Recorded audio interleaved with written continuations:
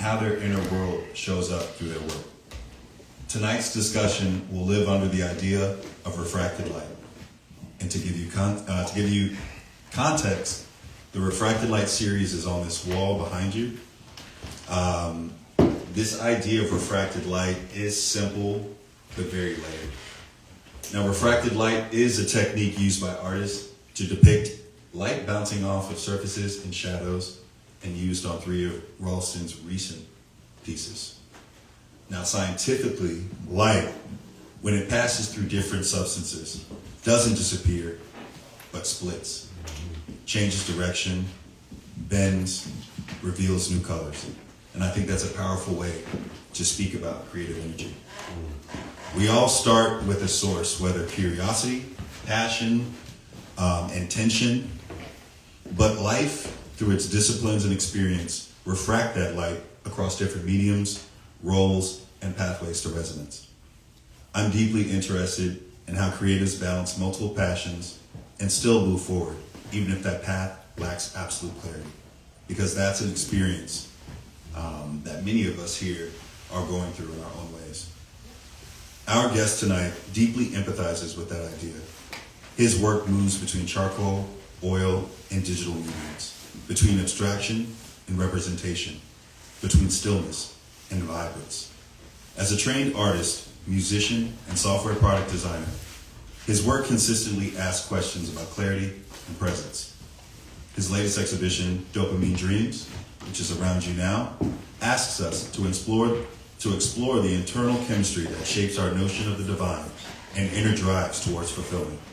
These portraits and figures traverse a threshold between physical sensation and spiritual experience, where dopamine becomes both the messenger and gatekeeper, an unseen current guiding desire, attention, memory, and the pursuit of meaning. Our guest invites viewers to consider how our physical minds influence our notion of transcendence. Dopamine Dreams asks whether enlightenment is a state we reach or a transient shimmer we learn to notice. Now, tonight isn't about quick answers. It's about understanding how his light travels, how inspiration is divided, focused, challenged, and ultimately expressed. Before I begin, I do want to give a special thanks to Adrian, Gallery of Noise, Art of Noise Gallery, and Gia Harewood, who is not here yet, for opening this space, trusting me to host this conversation, and honestly to allow opportunities like this to happen, because spaces like this matter. And they don't exist without people who believe in creating and exchanging light, love, and art. And I also want to thank everybody in attendance for their attention as we embark on this journey through the lens of tonight's guest. With that, please welcome the brilliant Ralston Cyrus. Thanks for coming out. Great intro. Yeah, I was thinking about actually memorizing that to say that, and I was like, I would paraphrase it too much, and I thought some of those themes would actually bode very well for the conversation tonight. I first wanted to start here, grounded in Dopamine Dreams, which centers on the notion of the divine and inner drives towards fulfillment. What was the inspiration for this series? Okay, mic check 1, 2. Can y'all hear me? Yes, we can hear you. Everybody's just so quiet right now. Yes. I think the title was inspired by a book I recently read called The Molecule of More. And all in all, dopamine has been, I think, a lifelong, let's just say, war with me in the sense,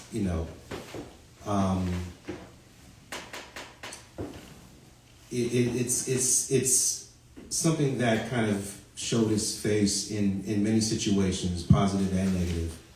And so it's been something I think I've had in a relationship with my whole life, So you have positive motivations like beautiful music or just inspired, you're inspired by things, wanting to capture something beautiful and wanting to move people.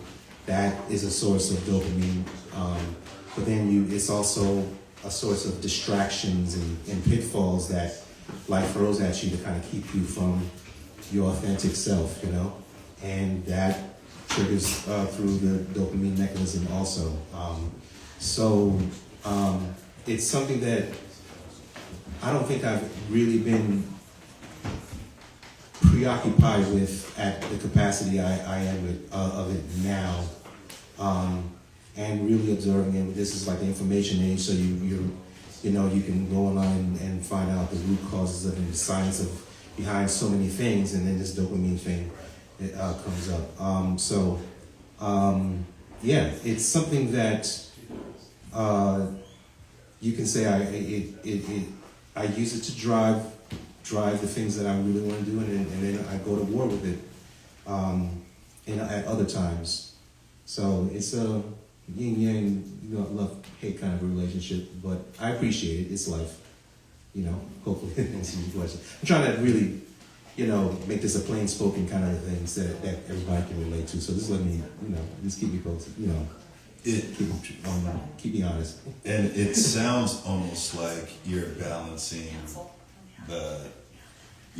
thoughts in your mind versus, being actually present in this world, like in the present moment. I feel like you're kind of speaking to inspiration being one thing, but you're too it doesn't necessarily align all the time with the steps that you're walking. So my next question is, do you believe our truest self is in the dreamlike plane of the mind or in the physical reality of the world?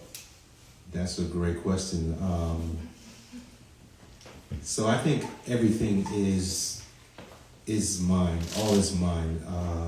Without sounding too lofty about this, but everything starts with the mind. I think all of our lives, and I'm trying to not overgeneralize. I can speak on my experience too. So I just want to. The intention is, can everyone relate? But I think our lives are a reflection of what's going on in our mind. More than we think. So we just forget about it. We tend to oh my God, we just feel like we're victims of all the world just going to shit around us and this and that. But in my experience, the moment that I decide to, to do something that speaks to what I really want to do, the universe becomes more friendlier, And so I want to express this with the intention that I wish the same for everyone, you know what I mean? Like, there is something to, going inward to affect change outside of you, So preparing for this exhibit I did this all through 2025. It was a journey. It was like a personal hero's journey where I had to make some crucial decisions and follow through and act on it. It was not easy at first. And then when I was getting into the flow of it, there were times where I was in really these ecstatic flow states. And then there were times where I was just avoiding the deadlines and, just pull the covers over my head or just stay on the couch or whatever or eat something delicious, but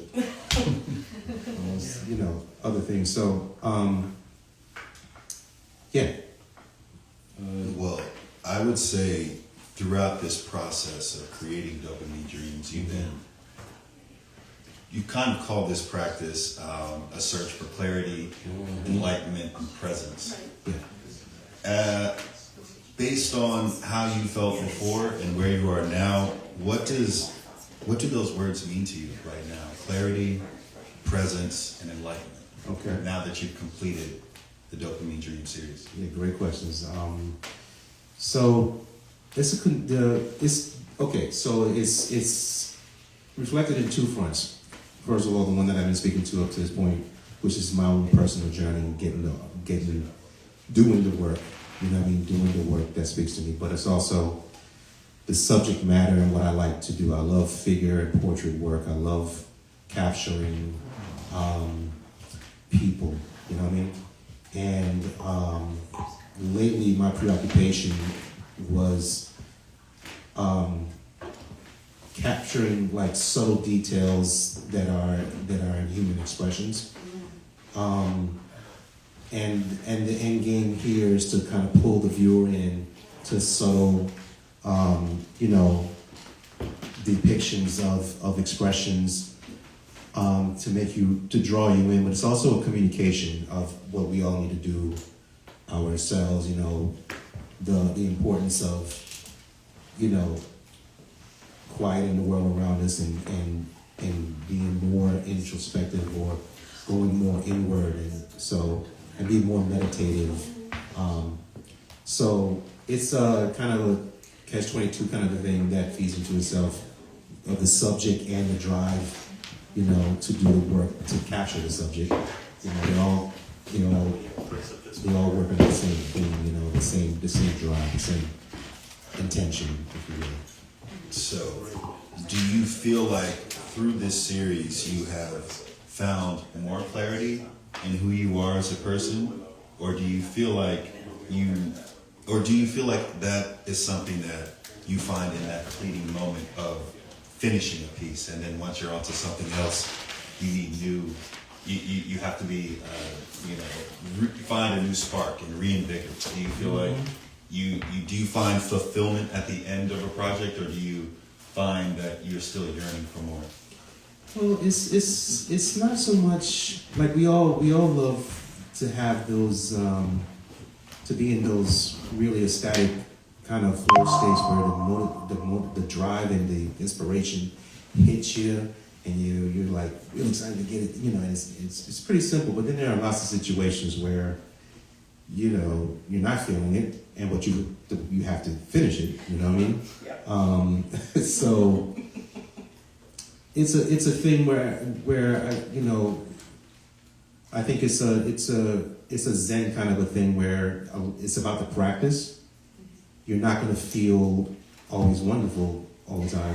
Doing the follow through with the work and all that stuff. I'm talking about dopamine, and I think for much of my adulthood I've been having these bouts with being considered someone who has ADHD and all that stuff, and I have a day job in the tech world, lots of boring stuff. So there were times when I thought it's a tricky answer in a way, because I don't want to sound ungrateful or whatever, but there are a lot of times where you just don't want to do, and you think something's wrong with you. You know what I mean?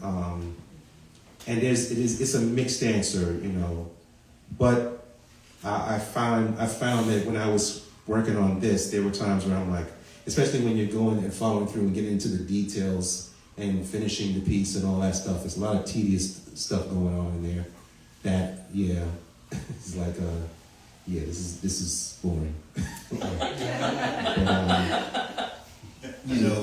It's interesting because as an artist, musician, DJ, and product software designer, you're pulled in so many different ways, and your light is reflected into so many different spaces. How do you still find ways to find inspiration in those creative outlets? That's a great question. It's just I think I just want to count my blessings that I do enjoy all kinds of sources of inspiration. Now I'm referencing Van Gogh. He didn't get much feedback while he was alive, but he woke up every day and he was just overwhelmed with joy and to do work. He just saw beauty in everything, and he wanted to capture it in the colors that he was communicating and all that stuff. I feel like I can relate to that somewhat, not as at his capacity, but a little something. It's like it's a great thing. I love music, and these artists here that I wanted to commemorate, they were playing in the background while I was working, and that was is always transporting. And the more and more I listen to it, I just love nostalgia and going back to when things were more analog. And the more you look at these all the footage and all the artistry and the music and the documentation, it's a great euphoric kind of a feeling. So I'm just happy to be alive to just witness all this stuff. You know, I'm really grateful to just witness and then participate in it as, you know, a little bit. So yeah, it's I guess that's what drives creative people, you know. Whether it's visual art or music or whatever, you know, even the day job stuff, the design work, but you know, yeah.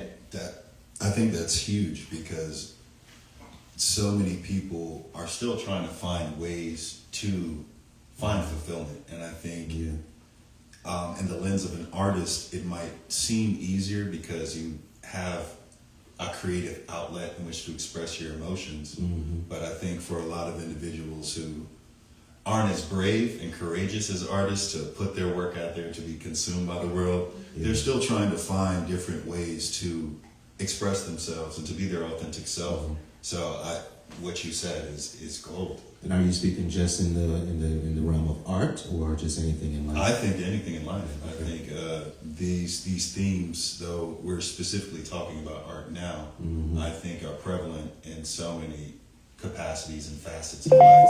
Yeah. And I think a lot of people use art, like music and visual art, to, you know, express the emotions that they're going through. Mm-hmm. And I think a lot of people are looking for outlets for that. So I think, in a sense, you bring people emotional peace and clarity through your work because they might not be able to express themselves in that way. So we appreciate you. Thank you. Thank you. We have Yeah, any no, questions that's- from the audience so far?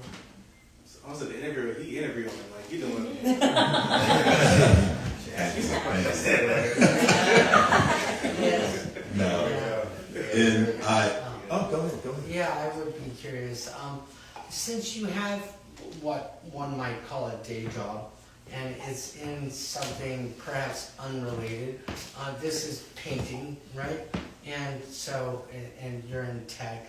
I wonder what you think about the dopamine dream, and what it does to your soul and the feeling when money is detached from it. I just know as an artistic person, when I can do something artistic that has no relationship to being a deliverable attached to a dollar sign or having to pay a bill, I can literally work on it forever. Like I can work on it for 12 hours without stop, as if I'm like doing like some hard stuff, you know.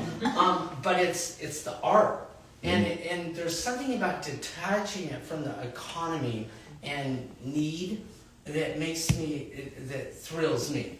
I don't know what it's like for you. Yeah, no, you nailed a lot of things there. I've been speaking for ever since I was a kid. It's like, you know, I think I was in touch with the things that I wanted to do in life, and that I would happily do it for free, you know, or I'd just be cooped up in my room while World War III could be going on outside, and it wouldn't matter, you know what I mean?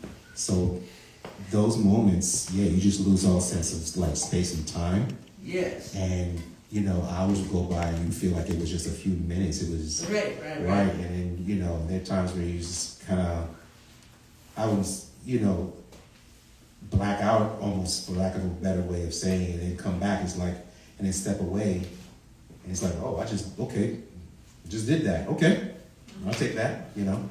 So. Well, and I think that does speak to, if I'm not mistaken, I think it does speak to dopamine dreams. It does, yeah. I don't know what the physiological qualities of dopamine are, but I know they're related to drugs, in which you can easily lose a sense of time.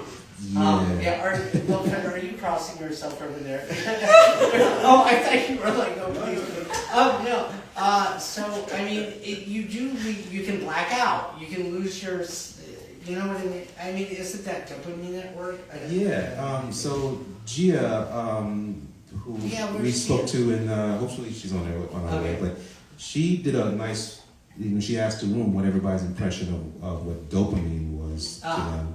Okay. And we got lots of answers. Yes. And it was just based on, I think, lots of certain certain impressions that they have it. But dopamine technically is just a molecule that, or the neurotransmitter activity that motivates you, that drives you to do something. So you can, dopamine kicks in when you want to go eat that bowl of ice cream. That you should be having. Yeah. When you do an action that brings you pleasure, dopamine is the drug that supplies the joy and like euphoric. Yes, that sense. So whatever your vice is, it's like you would receive dopamine by doing said vice. So yeah, drugs. Yeah, you're right. You're right. The whole thing about whatever, amphetamines, all kinds of formats that it kind of comes in to kind of get you in that state where I'm like, I can do this. But we don't want to depend on all these things, of course. But again, it's a thing that distracts us too. Dopamine is why I would just lounge out on the couch and just pull up Xbox. And when I have work to do, it's easier to do this thing that gives me that gratification instantly than just Right. But to transcend all that is the work. And then the reward is not as instant as like the hit that you get from the obvious things. However, it must be done. You got to do it because it fulfills you in the deepest way. Yeah. And that's something that only we can. And I say like we have to do this for ourselves. If that makes sense. I think you made me think of two questions that are not even on my list. I appreciate it. But one of the themes that he made me think of was in the sense of deadlines. I think, and just getting into a flow state, and when I think you're not pressured by something, you're always, when you have no time constraints. All time goes by in a second. It's like as a kid, you wake up at 7 a.m. to go to school. That's the most arduous thing that to ever occur in that moment. But on the weekend, the cartoons start at 7:30. You're going to be up at 7 o'clock on the dot, teeth brushed, ready to go. And I think that is something that I think a lot of people with procrastination, I think, and just people being overburdened, people being burnt out. I think if you could speak to if you've ever felt burnt out in the process of creating, or if you feel like art is an outlet that prevents you from losing complete sanity.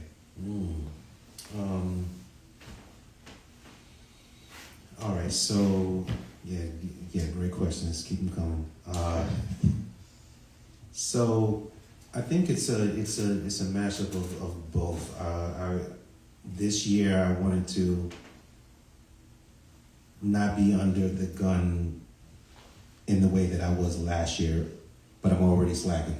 So I think I need some deadlines. I need some people looking out and expecting things. I need to, and then, when I find myself trying to produce, then there are all kinds of, there's states of like dread and anxiety and stress. And then there are moments where I'm like, oh yeah, this is what we're gonna get. I'm feeling nice, elated, like flow states.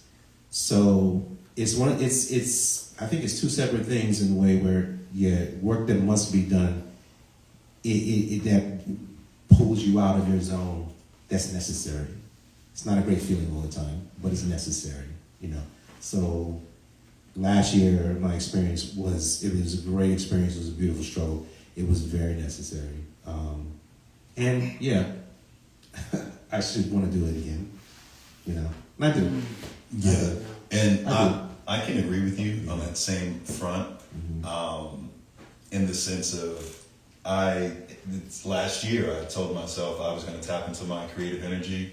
I was going to do content and do this, that, and the third, and I started off really strong. Lost the motivation. Things got busy at work.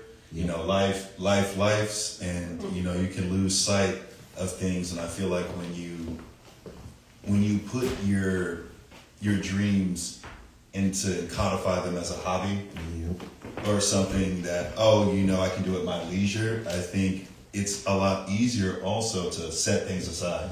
And you'll put them on shelf, bring them, table them, and say, oh, you know, I can do that whenever. Or it's like, oh, it's just a quick video, I can upload it tomorrow, or I can, you know, do this activity later. Or I align with the gym as well, where it's like, oh, well, summer is how many months away? Let's say 6. Oh, you know, I can start working out next week. And then it's February. It's like, well, it's still cold. I'm not really going to work out. And it's March. And now it's May. And you're like, oh, my trip to Brazil is in 3 weeks. I have to do all this. So to that point, I think deadlines are necessary. I think you need pressure at times. And I think that's interesting because we always see the perspective of, you know, an artist just being able to produce ad hoc or whenever requested, like, oh, can you do this painting for me, Ralston? I expect it, you know, you're probably just going to work at that full time. Right. But, you know, again, you have a whole nother life. And I think this is shedding light into the lives of a creative. And it's fascinating to see, like, the things that do drive you. I mean, a lot of people, most people, is it safe to say, have jobs that they don't want to do, but they're getting up and they're doing it for you know, for the coins. I want to emphasize they don't, you know, want to do it. It's you know, but that the stuff that we claim we want to do, we procrastinate on it. Next thing, you're speaking in weeks and months, man, but this could be your whole life, like adulthood. Next time you wake up, and it's like, okay, I'm not as young as I used to be, right. And the world is passing me by, and then there's that feeling, and you know, I mean, God forbid I'm on my deathbed and I didn't fulfill certain things. That's a terrible feeling. So I'm blessed to have the urgency. I'm blessed to have that feeling of urgency. On top of the like moments where the universe just puts Adrian up in your way and say, hey, I need you to fill this room in December. And you're like, okay. Get cracking. We've got to do it. You know what I'm saying? So. You know, I think it's a testament to creators because I think it's very brave to create and to pursue your passions and to have other people consume it and to judge it. So, in that sense, what gave you the confidence to take your skill that I'm sure your family members and close friends said you have a skill, but what was that moment of transcendence that took you from just your average painter to somebody who took that serious?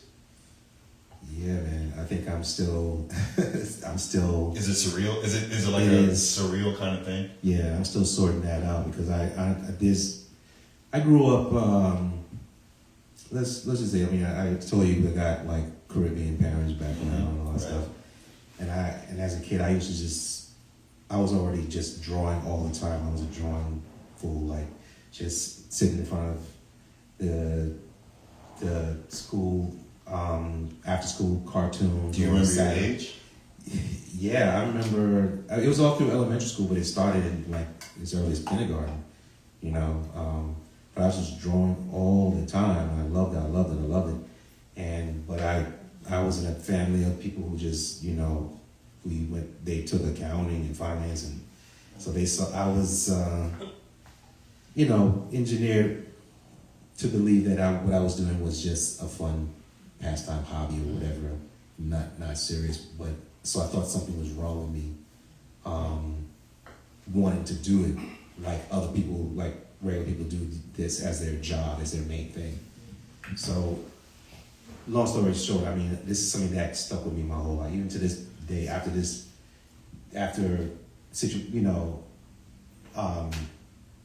blessings like these, I'm still looking at it like, like there's a split inside, you know what I mean? So, I think you're looking at my head, man. You're man. When you said 5 years old, that resonates with me because I think something that I always say in relationships is honestly because one of the things is just your soulmate is somebody who helps you pursue the dreams that you had when you were 5 years old, like those giant big dreams that you've always pursued or just wanted to do. It's like whether it was like, oh, I wanted to go to Mount Fuji, or hey, I wanted to skydive, or I've always wanted to do whatever and achieve something. I think so many people leave those opportunities on the table. Yeah. Oh, it doesn't look good, does it? It says it's stopped. Oh yeah, maximum recording time. Hang on, just Okay. just 1 second. Sure.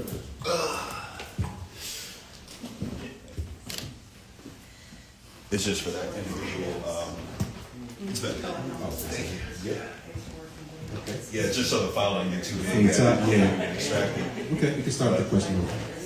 Yeah. But Yeah, there we go. yeah.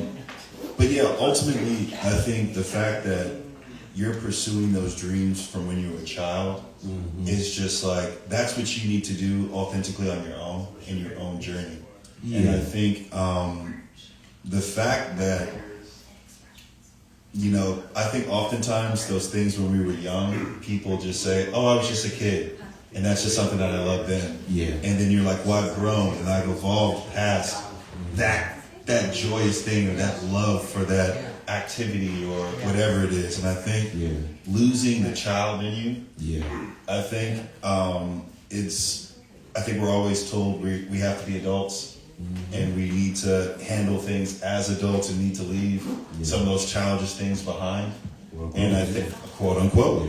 And I think the second thing that you brought up was structure as far as careers. And I think this is something I spoke to a few people before this in that same vein. It's like what we're always told in the sense of, you're always told, and I have a lot of friends that are first generation, Americans, and a lot of them have been told by parents to pursue certain career paths because they associate that with success. Yes. And I think we need to do a rebranding of success. Yeah. Because everybody's metrics for success are different. Yeah. And I think oftentimes a lot of people take the structured path.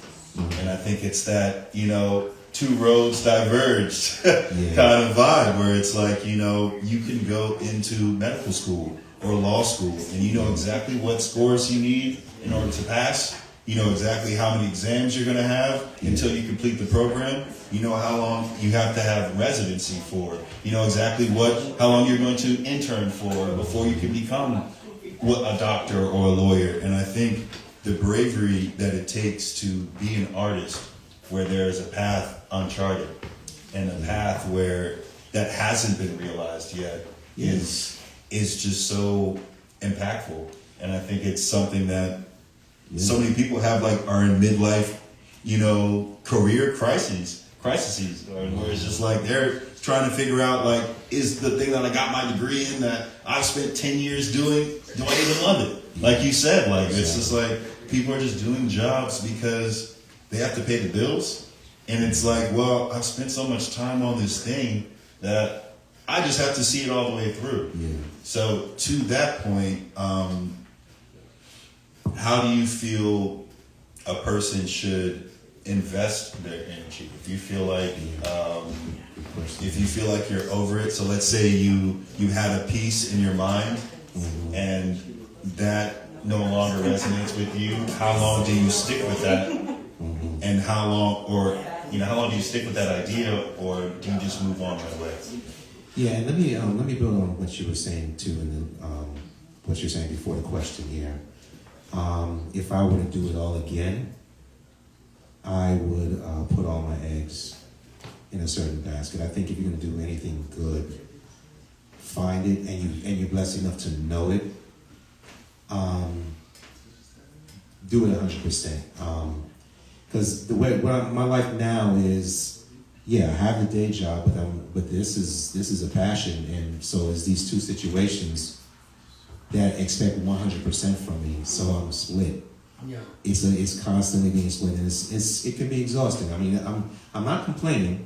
I'm counting my blessings, and but I think if you know that one thing that you want to do and there's nothing else, do it, and then then you have downtime to nurture a family and engage community and give back and all that stuff. Now I feel like I'm just living to. I have the what I do as the day gig, and then this artistic masquerade I do. It feels like a masquerade at night, and then so it's a lot. I don't have a sleeping pattern, you know what I mean? Life is like some kind of dream. I feel like I'm living in several dimensions at once. So things that I just recently discovered as an adult, this Japanese value system called Ikigai. Has anybody heard of that? Mm-hmm. I wish I knew that. Can't come in other ways. And I would have told my dad, like, no, I don't want to be an accountant. I don't want to be an accountant. Yeah. However, may I? Sure. Yes. I think to be realistic here, I mean, if there are young people listening out there or people who want to go into the arts, I think the way I look at it is that's great. Be true to yourself, because that 5-year-old in you will come out and you won't be able to turn him or her back. And so you have to be prepared to deal with that 5-year-old that is going to be the artist come hell or high water. Yeah. However, someone is going to pay the bills. And so you either need to be looking for someone with a trust fund, or you need to come with a trust fund, or you need to have a partner who's going to balance your passion out. Because we're not making it in the arts on our own.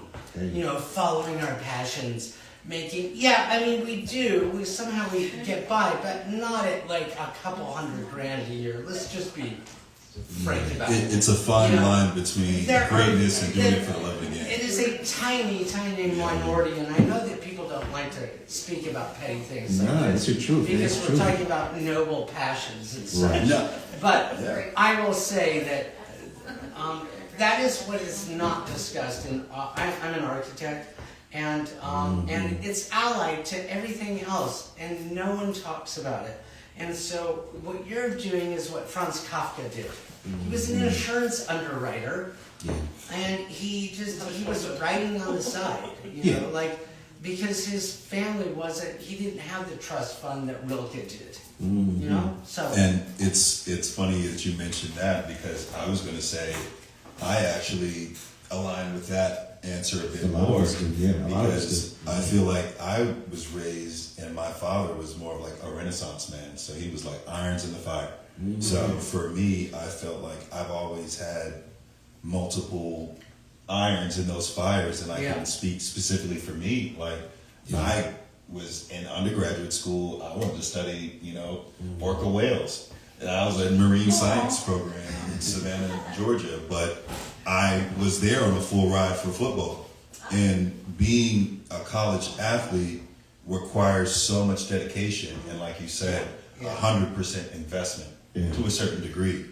But in that same vein, it's a bunch of it's transparency, where I was actually extremely passionate about marine sciences. My professors saw that, and they put me in opportunities to go to conferences around the country and to present my work, and submit abstracts and be a part of the scientific world. And then the dichotomy of that is I explain that I'm doing bioinformatic work with the microbiomes of bottlenose dolphins to my teammates. They have no clue what that is at all. And it's so many of them were so focused on pursuing football and putting all of their efforts and energy into sports that they neglected their own future. Well, of course, And- football was a Right, passion for you. right, but- right, but right, So right. what was it? How was football relative to these other things? I mean, was it something that you felt you had to do, or was it the ticket to? Not even. Yeah. I honestly grew up playing sports. I started with competitive swimming, which is probably why I aligned more with marine sciences overall.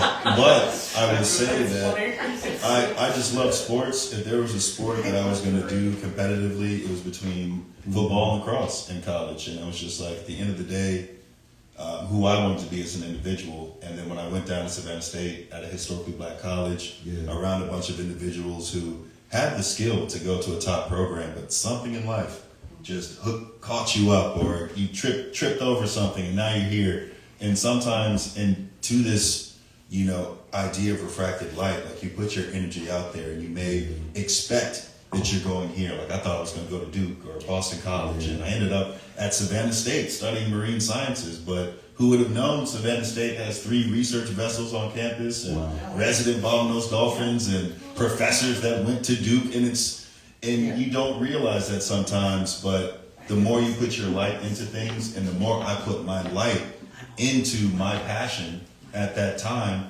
those opportunities presented themselves to me, Yeah, just like you spoke to. Yes, things unfold when you're moving towards, or you're acting on what's true to you. You know what I mean? And you need sometimes that duality or modality of different energy sources driving you, because you could be in a particular lane and your other passion comes up, and you could just be in passing conversation and say, hey, you're interested in that? Let me connect you with this person. So that's why I say not to disregard what you're saying, to add to that conversation, to say that sometimes you do need to press different. I think we're all expressive in so many different ways. So whatever interests you and brings you joy and brings you a sense of fulfillment, or that's something that, like you said, you're just passionate about, that you would do it for free, even if it shouldn't be about the money.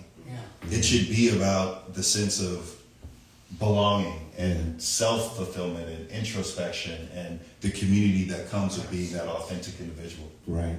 So interesting. Just move and create. Just I was gonna say, don't overthink. Just to your point, I was gonna say, the universe can conspire in your favor when you're like doing the things that you want to do.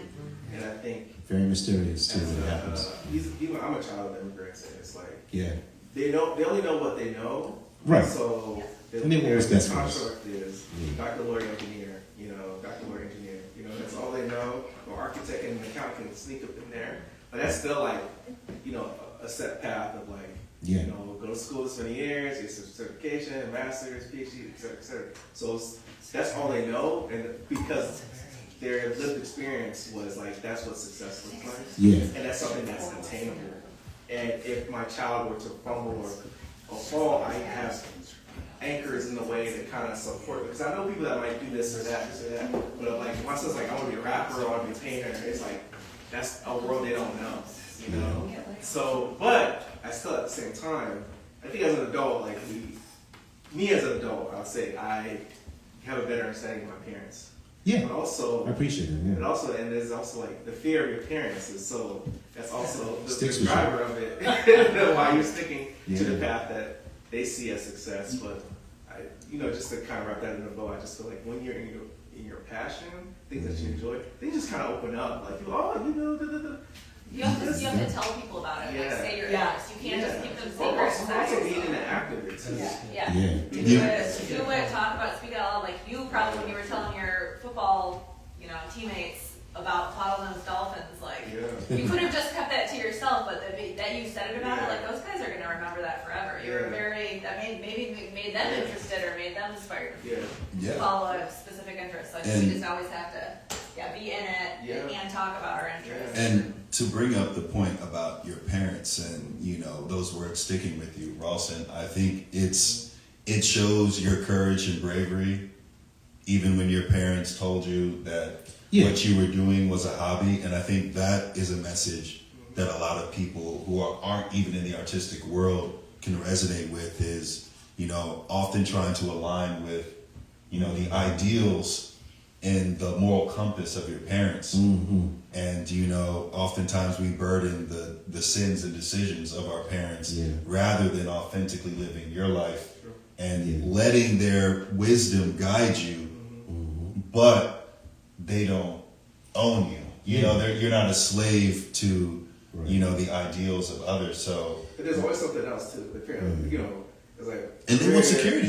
They want you. What's best for like you're secure. Like, where's your wife? The opportunity. they understand. And to that point is, I think parents often understand that, as much as you want to live your life, enjoy, there will be hard decisions that you have to make. Yeah. There's sacrifices, and you ultimately, as a parent, once you get beyond your individual self and have and procreate and create a child, it's no longer about you. Yeah. It's about your children.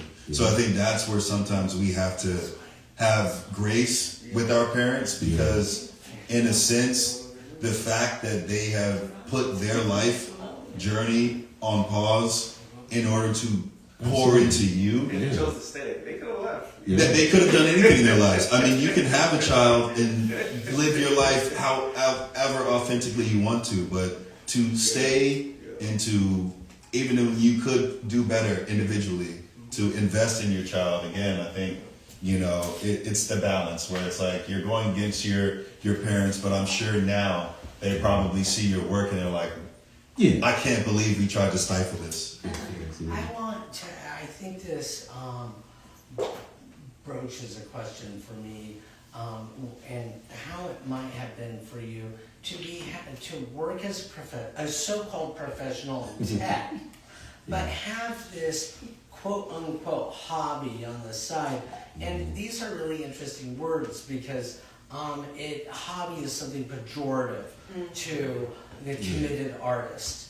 And to me, it's totally middle class. It's this idea that you go to work and you have this like segmented interest on the side. It's your passion for 8 minutes per day. It's a very categorized life. And what is interesting to me also is as our society becomes, I don't know what's going to happen in the next 5 to 10 years with AI, but the regimented quality of bourgeois life, of a middle class existence, where the professional artist only does art all day, and then he sells his work in a gallery. That's a totally middle class concept since about 1810. Do you think do you think there's going to be more desire for that with everything going? Well, I think there will just be so much more fluidity. Yeah. I mean, I'm thinking also about sexuality. Actually,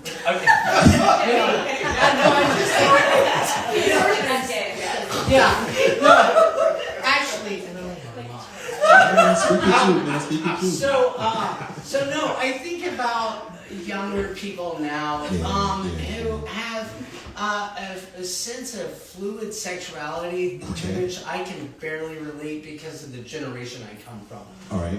And where it was more defined, and where even there was scarcely tolerance for, say, bisexuality. I think that translates also into work and how you see yourself as an individual. Obviously, I think most of us have a pretty, here in this room, have a pretty open sense of who we might be, and it's not tagged to a day job. But nonetheless, I wonder what it's. I was going to ask you a question, huh? Yeah. So my question is like, did you ever feel like less than because your art is marvelous and I really appreciate it, but is this idea that it's a hobby over here, it's not as good, or would you even how consider do you feel about it yourself? Okay, so I think up to even this discussion is prompting me to again be grateful and practice acceptance, because my story a lot of people can relate to, but I've always had rigid expectations of myself, and if I, like I said earlier, if I were to do it again, I all my eggs in this, because I feel like on one hand I feel absolutely confident that I can, you know, do what I, you know, do and sustain myself, because you know, yeah, the art world is scary, but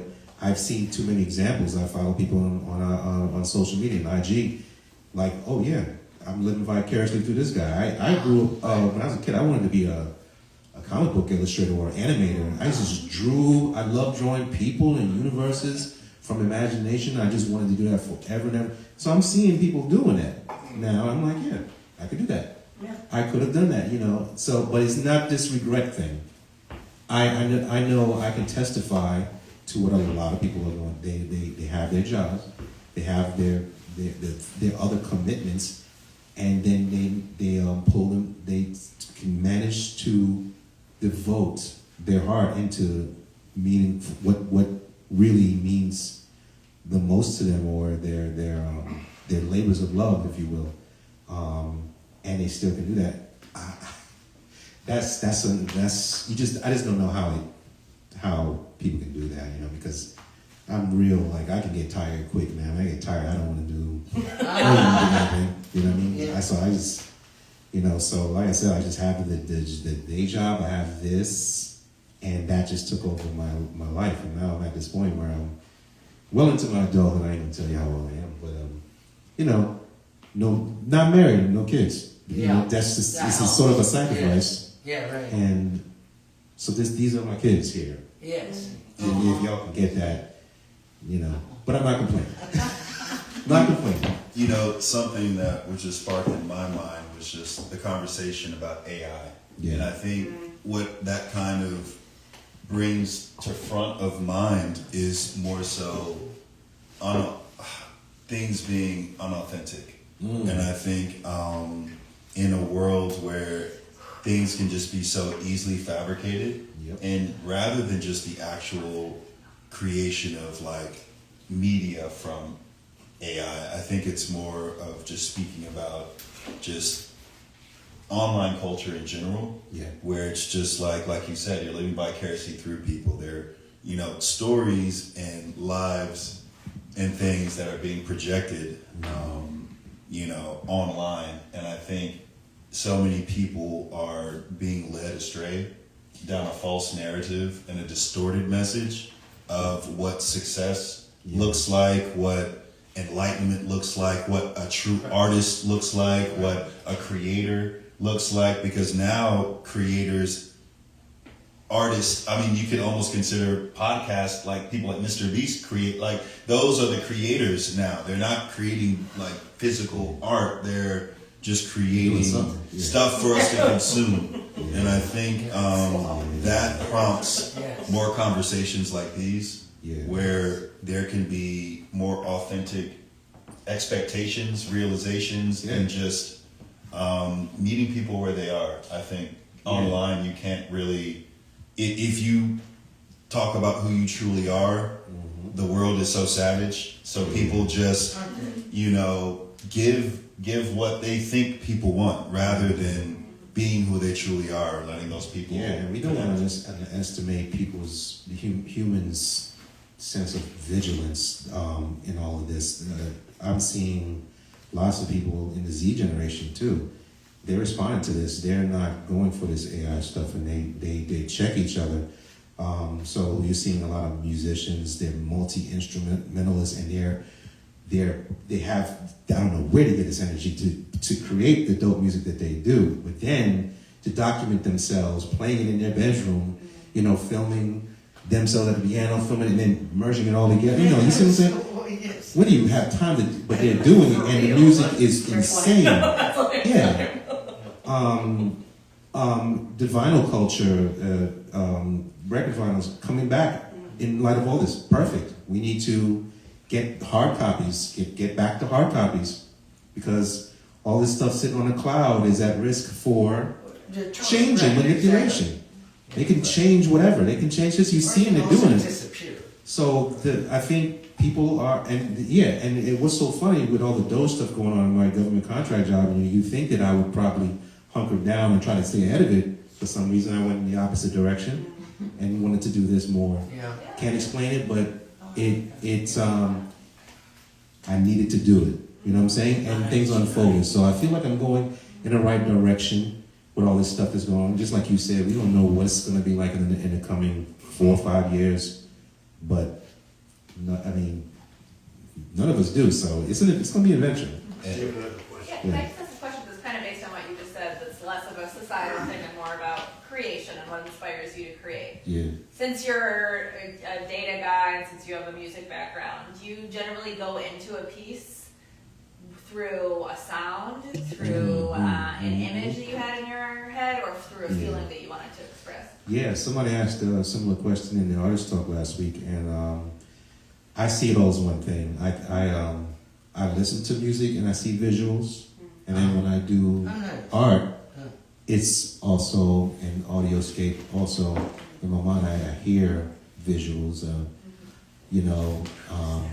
So it's all one and the same. I see colors when I listen to music, and it's when it puts me in a certain tone. Is that synesthesia?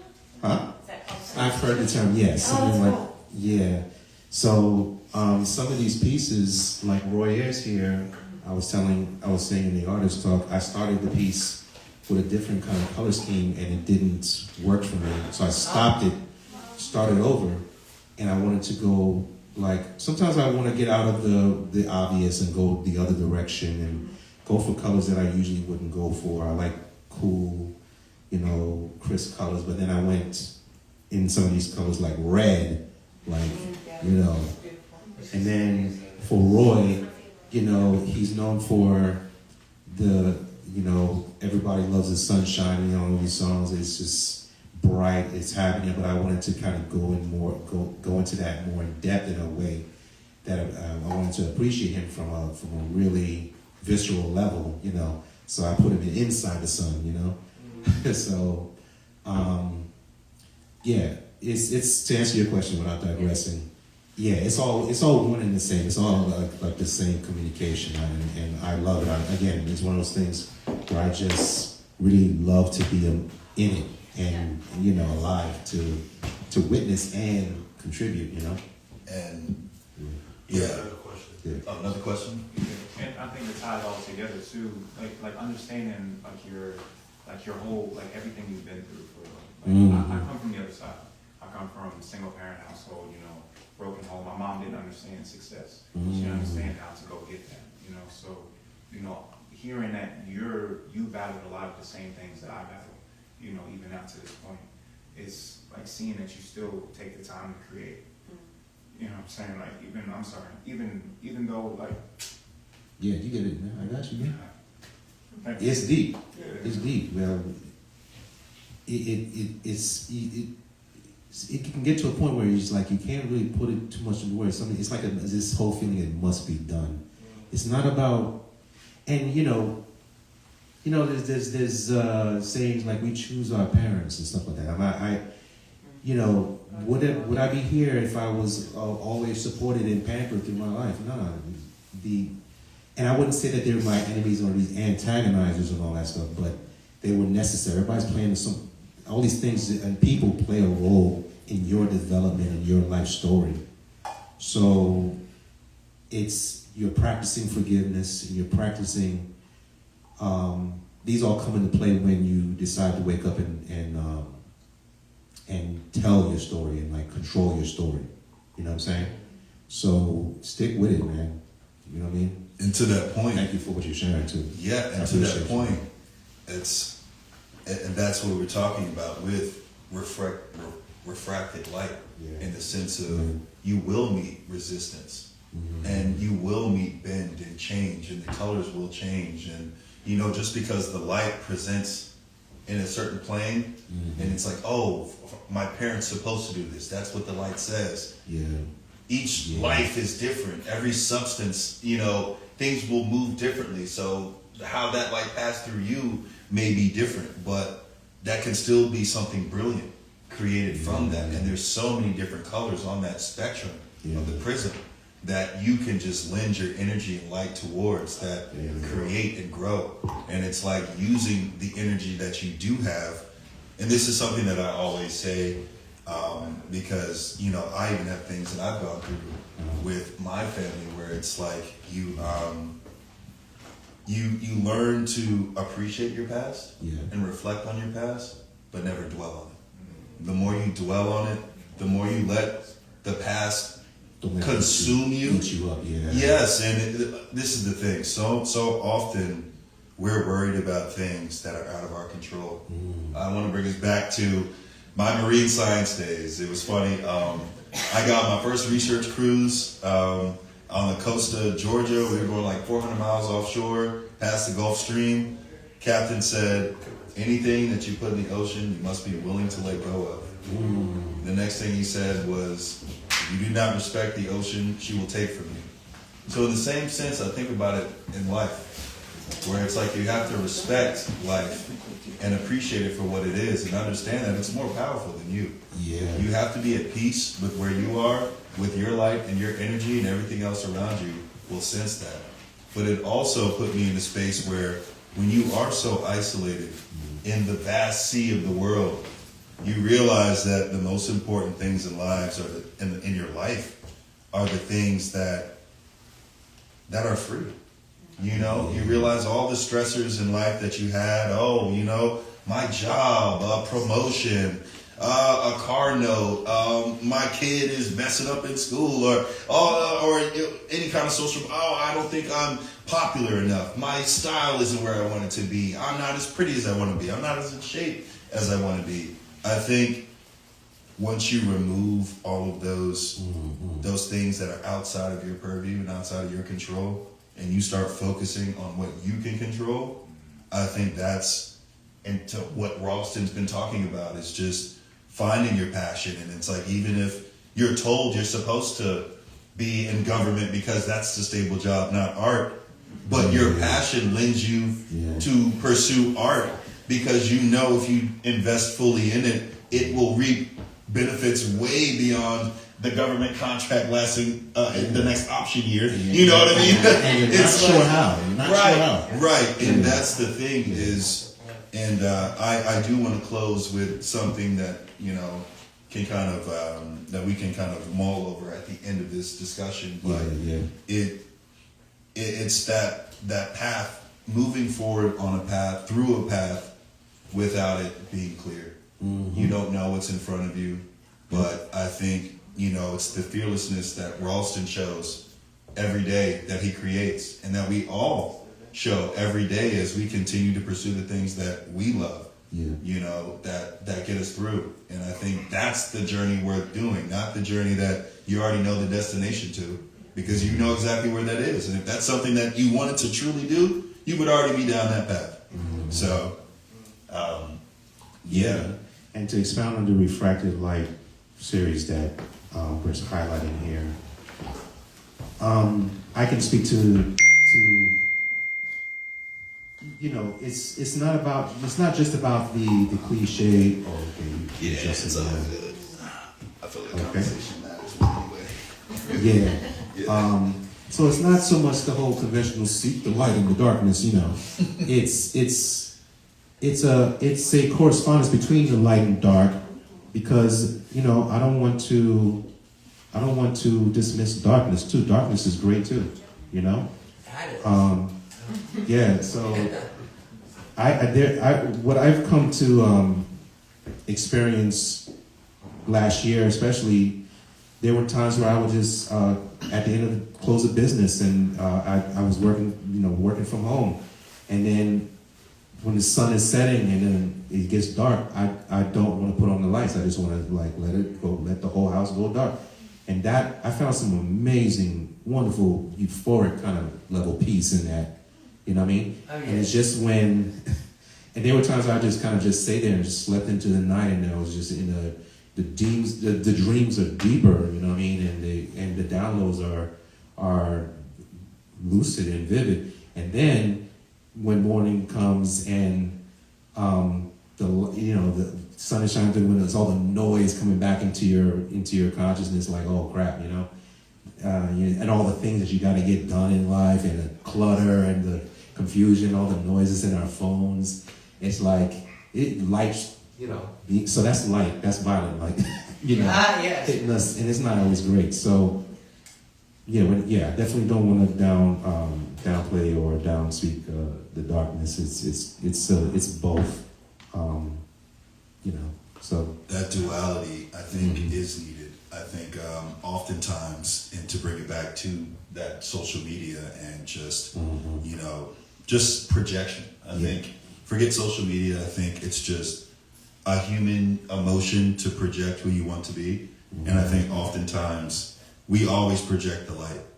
And I think that's something that is a false narrative because so many people have darkness. And I think once you address your darkness and have the courage to say, hey, this is where I'm weak. And assessing that and being true to that, I think that's when your light shines brighter. Because you actually have embraced the darkest sides of you. And I think so often people, they avoid it. They avoid the dark. They have night lights in life that keep them from, addressing the things that are the deep-rooted trauma that they have. And I think oftentimes that stifles connection. And that is just systemic in so many spaces. But you hit down on some. This is a great discussion, man, because really, this was what I was hoping for in these. This couldn't be named anything, these portraits, but people are drawing that from in these discussions arising. I mean, it's definitely fulfilling the point in ways that I never thought. And thanks to you facilitating this. So I just want to say what I'm trying to say is this is an important discussion. I mean, we're talking about everybody's personal hero's journey. You know what I mean? I believe we all have one. I believe we all have an inner spark that we must address. Can't go through this life, like Socrates was saying, like unexamined and, without, what I'm saying? Facing ourselves. Otherwise, why are we alive? Why are we here? Why are we down in this realm? You know what I mean? So this is a profound discussion. I hope that we continue, man. It's ongoing, and it makes us more compelled to look inward and forgive what's around us. It's all one and the same in a lot of ways. Yeah, and I think to piggyback off that, look internal. To have pure light come out of you, no longer distorted and refracted light coming out of you. You want pure, unadulterated light coming out. And I want to thank you, Ralston, for this. I just have one last little piece that I want to close this with, just as reflection, because I think all the comments that you guys had, I appreciate that so much. And coming from your hearts and telling your stories, because I think spaces like this need to be put on the front of the map. And I think these kinds of conversations connect people more than if I would have seen you guys at some bar and I could see you for the next 4 months at a bar, and we would have never had the same amount of discourse that we would have had in the past 45 minutes. So I appreciate you guys. But I do want to bring us back to refracted light. Because what we experienced tonight wasn't simply a discussion about technique or medium.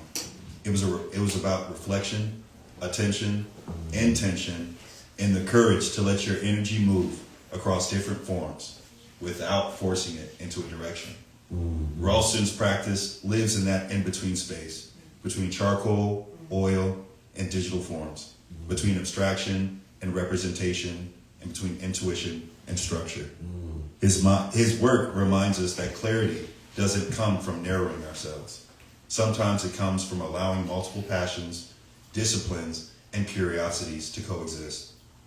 In Dopamine Dreams, we were invited to think about fulfillment not as a destination, but as something chemical, spiritual, and fleeting. Something shaped by desire and memory. The work asks whether transcendence is something we reach or something we briefly recognize when we're fully present.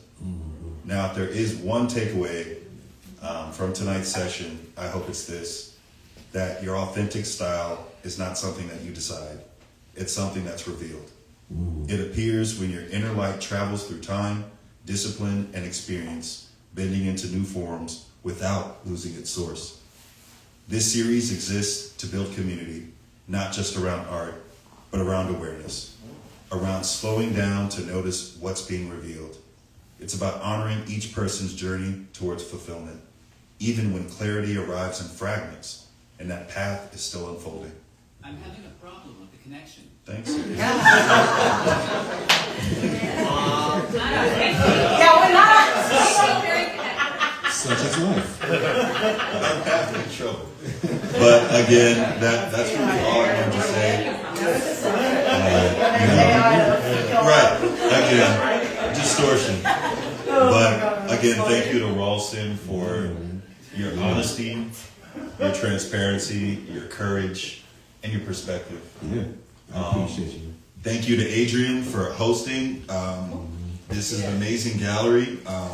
He has multiple artists here all the time. He's got an open mic night, I believe. Is that 2 days? Sunday, yeah. Sunday. So open mic night, and spaces like this are so warranted. Yeah. Because we can actually have true connection. So if you do see anything from Art of Noise Gallery, please come by and show out. But thank you all. And in return, the thanks to you, Chris. Because you got right, man. Yeah, we need to do more discussions. We need to facilitate more discussions, and you're bringing out, you're keeping everybody to be, honest. And we want that honesty. We need that honesty in nowadays, now more than ever. Yeah. So you bring it out of everybody, man. You got it, man. So keep it going. Closing reception is the Saturday after tomorrow. Yes, January 24th. Come through, let's party, man. I'm gonna get some music going and get some, you know what I'm saying, and make some more sales, buy some more prints and magnets. So ladies and gentlemen, thank you for coming out. We do have prints and originals and magnets for sale for this exhibition. If you haven't already done so, please scan the QR code and get all the information about this show. Thank you again. Thank you. Guys.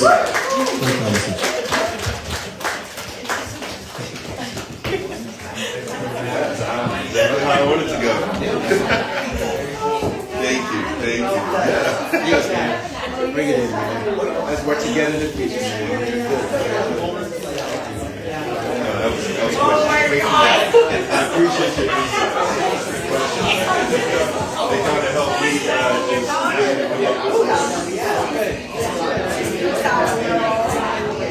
Great job, man.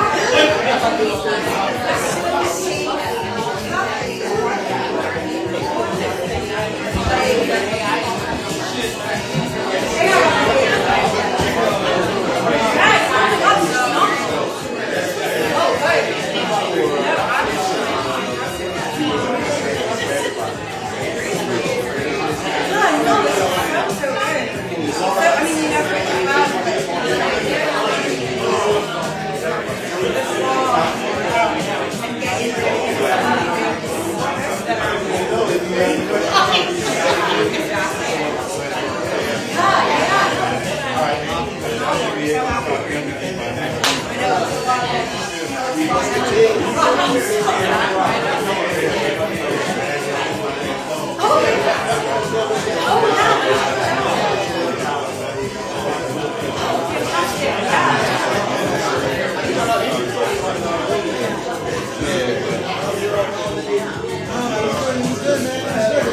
great, man.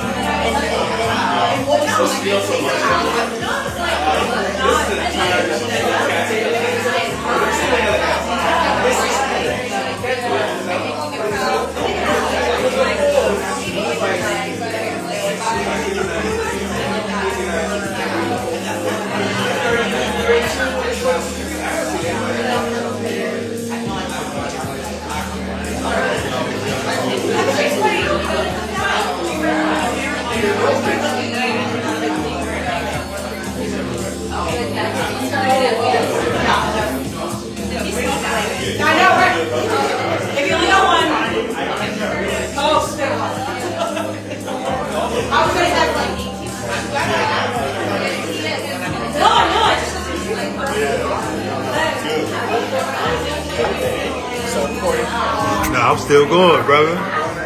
Still going, my man. Yes, sir. Another beautiful event of Art of Noise. Yes. Till next time, folks.